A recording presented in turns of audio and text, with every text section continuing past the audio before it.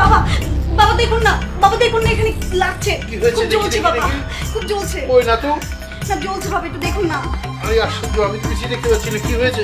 ভালো করে দেখুন না বাবা। আমি দেখতে পাচ্ছি না তো কিছু। এসব কি হচ্ছে? সৈকত, তুমি এসে গেছো। তুমি না আসলে এখনই তোমার বাবা আমার সর্বনাশ করে ফেলতো। এসব কি বলছো বৌমা তুমি? মান্তাসা তোমার মেয়ের বয়সী, আর তুমি তার সাথে এসব কি করে করতে পারলে বাবা? না বাবা, বিশ্বাস কর। কি বিশ্বাস করবো আমি? আমাকে কি বিশ্বাস করতে বলছো তুমি? আমি নিজের চোখে যা দেখেছি সেটা কি ভুল? বলো ভুল।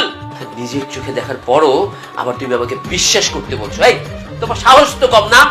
সৈকত, আমি তোমাকে অনেক দিন ধরে বলছিলাম তোমার বাবার হাবভাব আমার একটুকু ভালো লাগছে না। আজকে তো সব নিজের চোখেই দেখলে, এখন তো বিশ্বাস করবে। বৌমা, আমি তোমার পায়ে পড়ি, তুমি এভাবে আমাকে কলঙ্কিত করে পৃথিবীর সমস্ত বাবাদের সন্তানদের কাছে আর ছোট করো না। খুব সম্মান এখন তোমার না?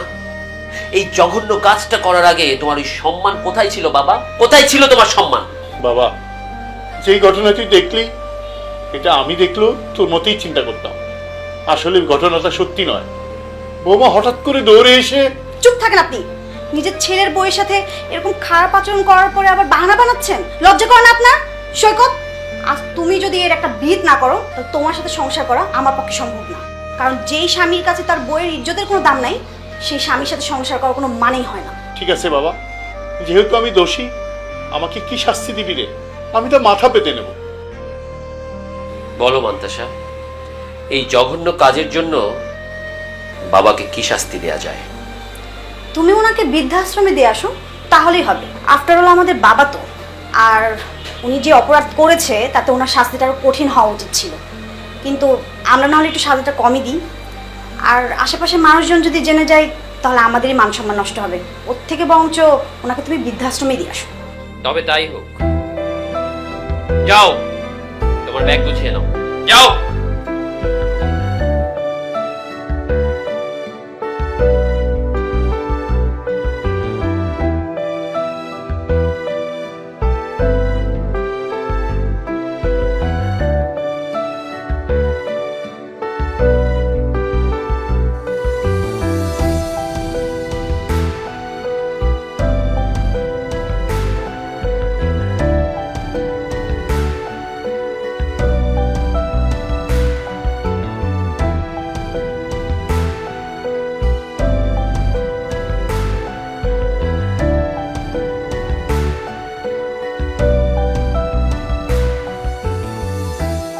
বাবা, এটা কোথায় নিয়ে এলি?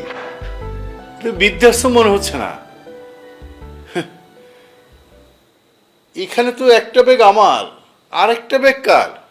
এটা বৃদ্ধাশ্রম না বাবা, এটা আমার নতুন বাসা, আর এটা আমার ব্যাগ। কি বলছিস বাবা? তুই আমার সাথে থাকবি এখানে? হ্যাঁ বাবা, আমি এখানেই থাকবো। আর ওই বাসা আমি ছেড়ে দিয়েছি। কি বলছিস বাবা? তাহলে বৌমা কোথায় থাকবে? তার চিন্তা ছাড়ো, তোমার চিন্তা তো সে করে না। তুমি কেন তার চিন্তা করছো? তার মানে তুই... হ্যাঁ বাবা, আমি সবটাই জানি। অনেকদিন থেকেই মান্তাসা তোমাকে বাড়ি থেকে বের করে দেওয়ার চেষ্টা করছিল। তারপর একদিন হঠাৎ... আর তুমি কোনো চিন্তা করো না।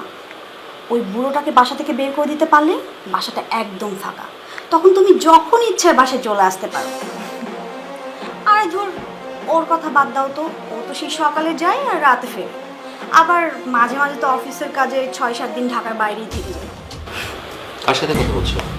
ও, আমার বান্ধবী শারমিন।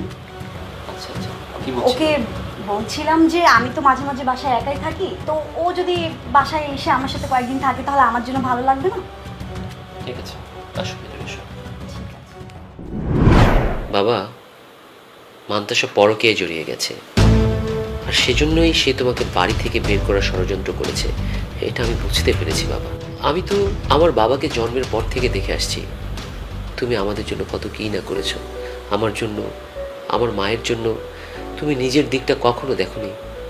আর এমন বাবা করবে ওই ধরনের জঘন্য কাজ? কখনোই না বাবা।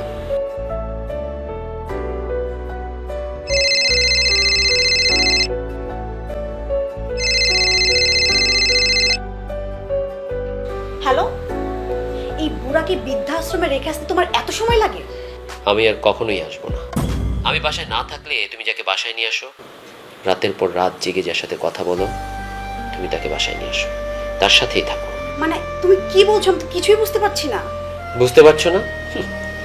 ড্রেসিং টেবিলের ভেতরে একটা সিসিটিভি ক্যামেরা রয়েছে, সেটা ফুটেজগুলো কম্পিউটারে দিয়ে দেখো, তাহলেই বুঝতে পারবে আমার না আসার কারণ।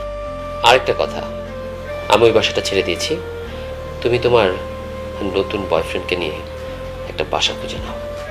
Good bye. সৈকত, সৈকত, আমার কথাটা শোনো।